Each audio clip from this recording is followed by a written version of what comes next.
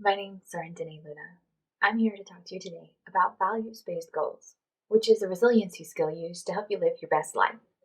So my first question is, have you ever felt like you were just stuck in a rut? Like you've been spinning your wheels, like you've been doing a whole lot but not really getting anywhere?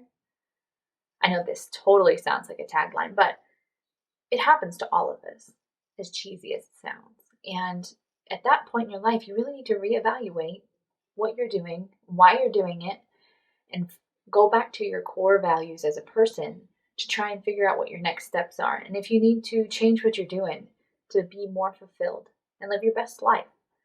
So, the first thing I'm going to do for you is show you a list of values. It's not all inclusive, but what I want you to do is kind of look through them and see what stands out the most to you. So, if you want to pause the video for a moment.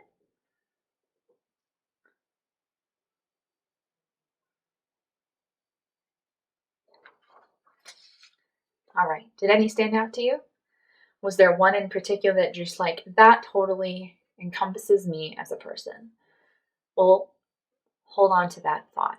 The next step in this process is trying to imagine your best self. So, how do we get there? That's a big ask, right? How do we get to where we're going to go? Let's start at the end and work our way back, right? What I'm going to ask you to do is imagine your best self. That's a big ask, right? What it entails is putting yourself in a place that you can find what makes you the most grateful and what makes you the most happy. We're going to put ourselves in that place now. So let's say you are sitting on a rocking chair and you have lived your best life. You have done all the things you said you were going to do, and you did all the things that you wanted. And you are looking and taking account of all the things you've done, all the things you've created, and you are thinking about all of those things sitting on your rocking chair. Now, when you're imagining those things, imagine that there were no barriers between you and what you wanted. No barriers between the person you are now and the goal that you have, or that thing that made you happy. And then be very specific.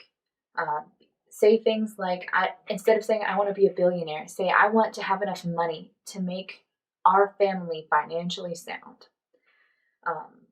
Take that rocking chair perspective right now. I'm going to give you just a moment. Be there. Think about your life. What are those big things that would say, I am happy because I blank? So the next thing we're going to do is set that goal. Here are some do's and don'ts. First, on the do list, create a SMART goal. That means it needs to be attainable, realistic, time-based, measurable. Something you can go back and say, I definitely did that.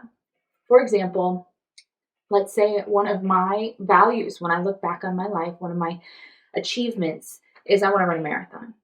And I tell myself, well, right now as I sit, I'm not really there.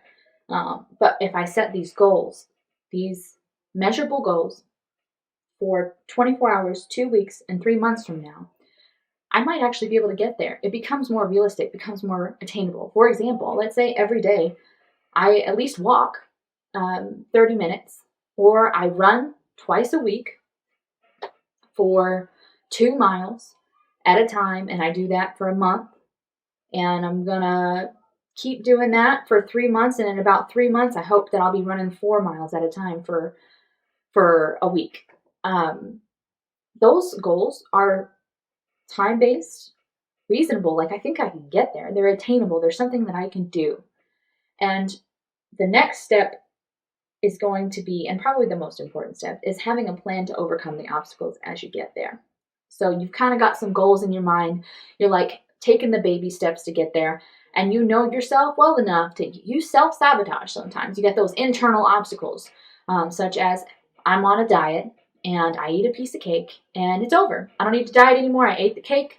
The whole diet's screwed. I'm just going to start over from scratch. I'm just going to go ahead and eat the rest of the cake because, what's the point? Well, I know myself well enough to know that I'm sabotaging myself. And I have a plan that I'm going to include as part of this, that if I eat one piece of cake, I'm going to forgive myself because we all make mistakes and we're human, and I'll just run an extra mile that day. something like that. Making sure that you have obstacles and they don't let them set you back. Last thing is telling a friend or writing it down. So basically being accountable. So if you tell a friend, hey, I plan on running a marathon next year. I'm going to be running twice a week. They may even say, let me tag along, or at least be like, hey, how's your running going? And they're going to check in on you. Tell your accountable friend. Or at least if you're a list maker like me, write it down. And then you can always check the box. Put it somewhere where you see it every day so that you know when you walk and you be like, hey, I did that today. A lot of planners have these things built in nowadays, and it might be something you can invest in if you're a list maker and actually like checking a box. I know I do. Now some don'ts for goal setting.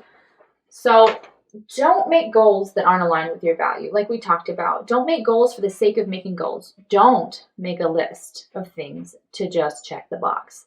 It's not going to make you feel fulfilled. It's not going to make you happy. And if you're sitting on your rocking chair and you're a billionaire, but it didn't line up with how you wanted your world to be, there's no point. So make sure that you're not making a goal just to make a goal.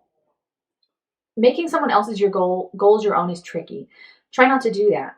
It's hard though. We're in the Air Force. Other people have goals for us, our supervisors, mentors. The Air Force has goals for us.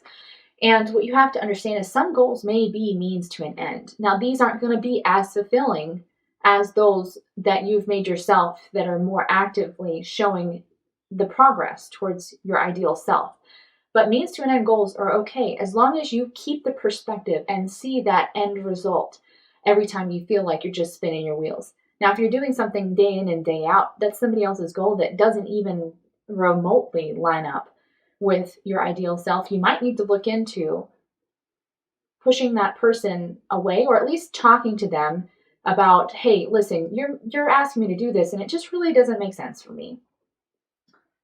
Don't set limits for yourself. Those barriers that we talked about, people have overcome so much in the world. I'm not saying that you're going to do everything. You can do the impossible. But what I'm saying is you are your only limit. So if you're telling yourself you can't, you're wrong. You need to try and make it happen and do the best you can, because at least you'll be fulfilled in the steps that you do take to be your best self. So do's and don'ts of your goal. You got it set.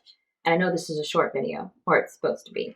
I'm not going to ask you to write down the whole map right now. What I'm going to ask you to do is think about the next 24 hours and what are some things you can do in the next 24 hours to start working towards your ideal self.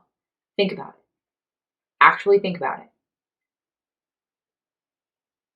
All right? Now do it. That's it. That's the whole thing. That's so simple. So, how are we going to maintain that, right? How are we going to maintain this taking small bites out of the big picture? So how do you eat an elephant? One bite at a time, right? How are we going to maintain this? So that's the important part. It's follow through. So you need to check in with your accountable friend every once in a while if you've got one of those. Write it down. We talked about that. And check in. So put it somewhere where you see it. Don't quit when you hit a snag. So even if you just eat that one slice of cake, doesn't mean you have to start over from scratch. You might have to start a few steps back. Don't get me wrong, but it doesn't mean you quit. Making sure you have a plan for when you hit those obstacles. Applaud yourself for the little wins. So that's me checking the little box. I'm just like, yeah, I did that today. Making sure you celebrate the little wins. That it makes a difference and it helps you feel more fulfilled, and as though it keeps you from feeling like you're spinning your wheels. Realign your values if it isn't fulfilling. So let's say you've done all this and a couple months have passed and you're like, I did all the things Darlene told me to do and I wrote it down and it's been 3 months and I just feel like I'm still not feeling fulfilled or happy. You might just have to start over with, what are your values? What are your values? Are you really doing that? Are you really living your values? Start over. Do the process over again. Really take time to imagine your best self and revisit your goals. Revisit your goals as often as you need to. For when you start off, if it's not a habit, every 24 hours. As you go through, maybe every couple weeks. These are the steps you'll need to take to become your best self. I'm not saying it's the only thing, and I'm not saying it's going to be easy. What I'm saying is this is a skill you can use to start down the path of feeling fulfilled, of feeling happy, of not spinning your wheels, not being stuck in that rut anymore. At the end of the day, when your parents told you you can be anything you want to be, you believed them. And what has stopped you? What has actually stopped you? Because if the answer is anything but yourself, you're wrong. You can do it. You can achieve it. And you can be that person on that rocking chair, looking back and taking account of your world and being proud of the things you have done with your life. And you just got to start one small goal at a time. Thank you.